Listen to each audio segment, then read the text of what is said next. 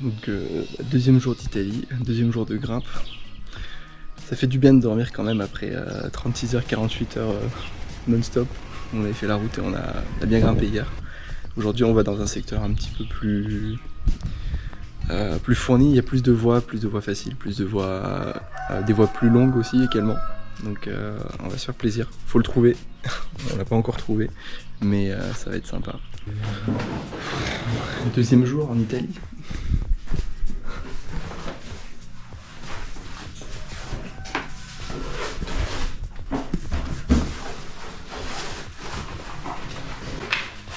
Là aujourd'hui on va revenir, on va être rincé je pense. On vient de tomber sur le spot du premier coup sans topo. Le spot magnifique là, plein fastu, et surtout avec la vue. Et la vue qu'on a. Juste derrière quoi. Incroyable. Alors, me voilà arrivé sur place sur la voie. Malheureusement j'ai pas le début, mais bon, je viens de clipper seulement les 2 premières dégaines, j'étais juste assis sur le bord de la falaise et j'ai commencé ma voie. Donc pour remettre un petit peu de contexte, donc là je suis en Italie, pour celles et ceux qui ne l'auraient pas remarqué, j'ai plus la localisation exacte, je la mettrai certainement à l'écran, et j'étais parti dans un 7C à vue Perrocu.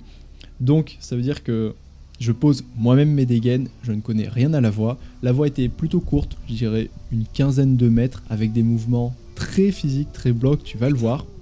Là, j'ai failli me la coller bêtement et on est parti pour une petite analyse comme on aime bien les faire. Donc là, on est plus en extérieur, c'est un petit peu plus concret et je préfère d'ailleurs ce format-là. En extérieur, surtout tu vois dans ces dalles-là, les pieds sont vachement exigeants et les mains, pareil. Donc j'avais une main gauche qui était pas super bonne et là la main droite que j'ai, grosso modo c'est un bidoigt et il n'y a pas d'autre prise à part cette lèvre que tu vois là que je suis en train de prendre main gauche et qu'est-ce que c'est physique, En fait, j'arrête pas de le dire, la voie était vraiment très difficile à déchiffrer. Donc là, malgré le fait d'être dans une faille, je vois que je peux clipper la dégaine parce que la main que j'ai sur la faille, elle est vraiment énorme. C'est une bonne, franchement c'est une bonne prise. Mais à force de regarder, donc du bas ça se voyait pas top parce que on avait le soleil qui faisait office de reflet. Donc tout était brillant sur la paroi et d'en bas tu distinguais et discernais très mal les prises.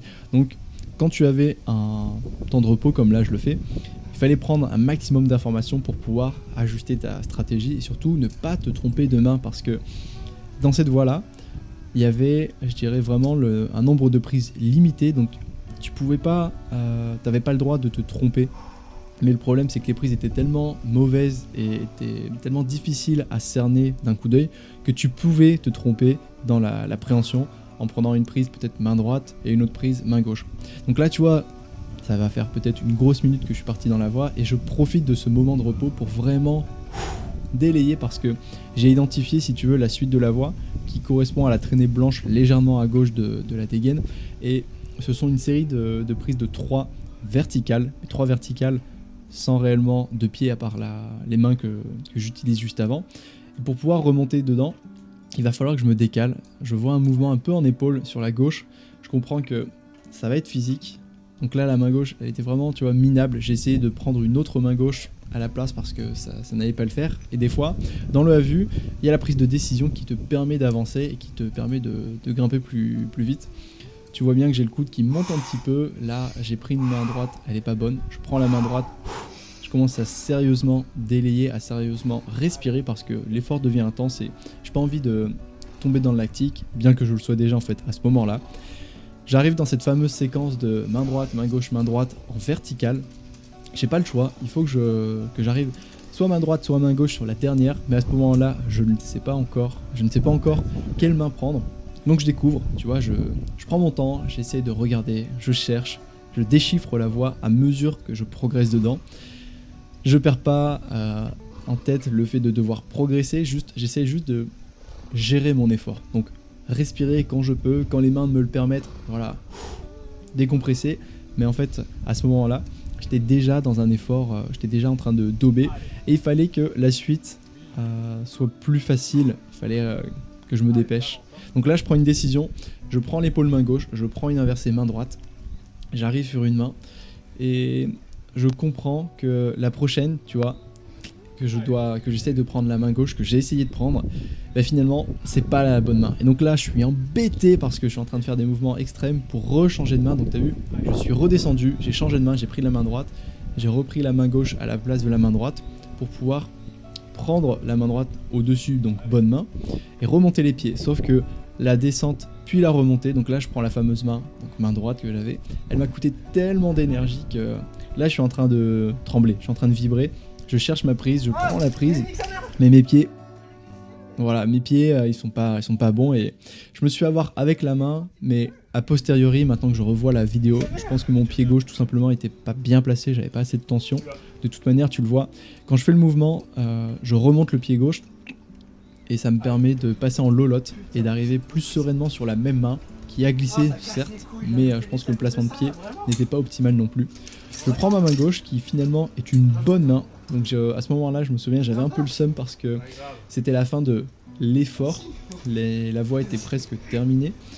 Il y avait encore du déchiffrage à faire parce que à partir de ce moment-là, je voyais pas exactement, je voyais pas les prises. Je voyais simplement la ligne. Je savais qu'il fallait aller à droite. Et tu vois, là, j'arrive à droite sur une main droite et de mémoire, j'arrive pas à ramener. La main est grasse. Je sais pas si c'était à cause de quelque chose, mais j'étais pas bien. Je me suis pris un gros but, en fait 2 gros buts finalement dans la voie. Pourtant j'ai fait les mêmes mouvements à part le tout premier où je fais ma lolotte. Là quand je suis reparti, j'ai renvoyé, j'ai matché sur la main et au niveau de l'arbre, si tu veux c'est le repos. La voie est terminée à ce niveau là parce que c'est une vire où tu peux pas t'asseoir. Je sais plus si tu peux t'asseoir mais tu peux te mettre debout en tout cas. Et en te mettant debout, comment dire, la voie est terminée en elle-même. Il te reste à peine 2 dégaines, 3 mètres. Donc tu peux voir distinguer le relais en haut à gauche de l'arbre. Et ce moment, cet endroit me permet en fait de récupérer totalement. Bien sûr, on reste dans une dalle. Je vois pas bien les prises. Même si je les vois, en fait, elles restent petites. Je me souviens qu'il y avait un passage assez délicat sur la gauche. Donc je prenais mon temps. Et puisque ça faisait un bon 5 minutes que j'étais en train de forcer, bah là, le but, ça a été de délayer le plus possible parce que je t'ai fait les coupes. Enfin, j'ai fait les coupes. Alban a fait les coupes, celui qui était en train de filmer. Je repartais tout de suite. En fait, je tombais et je repartais immédiatement parce que le but, c'était de travailler le plus proche possible de l'intensité de la voix, comme si c'était un enchaînement. Et comme on faisait des one-shots, je venais pas pour travailler la voix. Le but, c'était voilà, d'essayer. Et si j'y arrivais pas, c'est pas grave. Donc là, je remonte sur la vire, comme je te le disais. Donc, tu vois, ce genre de voix un peu en dalle, c'est un petit peu pourquoi j'aime bien porter des casques à ce moment-là, parce que les dalles, je trouve ça beaucoup plus dangereux qu'un dévers. Si tu tombes en dalle, tu peux venir t'éclater sur la paroi en faisant un retour vers le mur, hein. Alors que en dévers, il y a beaucoup plus de sécurité, tu tombes dans le vide, et c'est aussi pour ça que, je sais pas, naturellement, je suis allé vers ce type de grimpe. Je trouve ça moins contraignant, c'est aussi un petit peu plus physique, donc j'aime bien, mais aussi il y a une notion de sécurité que tu ne retrouves pas en dalle. Après, personnel. Donc là je suis sur la vire, j'ai clippé à gauche, donc je reviens dans l'axe de la voie et je suis en train de placer, tu vois, ces fameux pieds un petit peu délicatement. Et la dernière partie de la voie n'est pas si évident à négocier.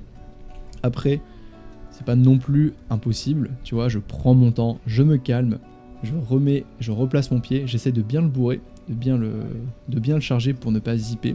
Je m'applique jusqu'au bout, je serre, parce que je me souviens que les dernières prises, elles n'étaient pas cadeaux non plus. Franchement, ce 7C, et j'ai pas son nom, j'ai pas le nom du 7C, c'est un nom inconnu. On avait trouvé un topo en ligne sur internet, enfin c'était vraiment n'importe quoi, et puis on grimpait dessus sans réellement savoir où est-ce qu'on était. C'était un petit peu l'aventure. Enfin bref, je clippe le relais, j'étais bien content, et c'est déjà la fin de cette vidéo. Il y avait plusieurs autres voies, des 7A et autres, mais c'était quand même c'était sympa. Je retrouverai certainement une photo du lieu où on était. Pourquoi j'étais en Italie? C'était avant tout pour faire de l'escalade, mais également du canyoning. Donc je te partage quelques vidéos de mes sauts, de ce que j'ai fait là-bas. Je pense qu'on va pas tarder à faire l'état A, mon état bilan avec la Tindeck.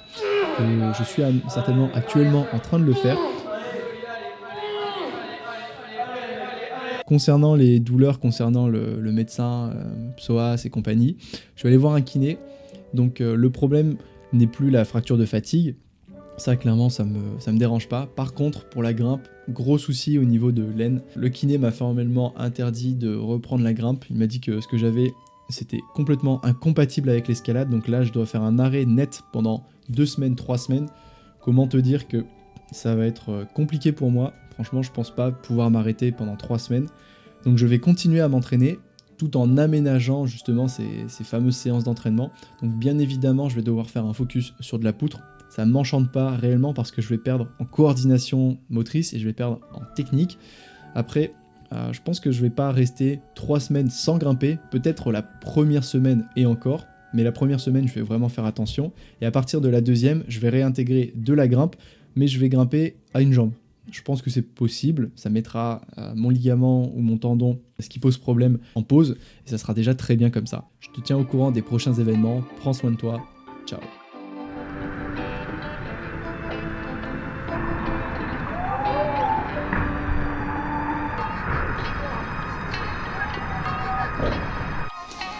Ouais, c'est pas trop.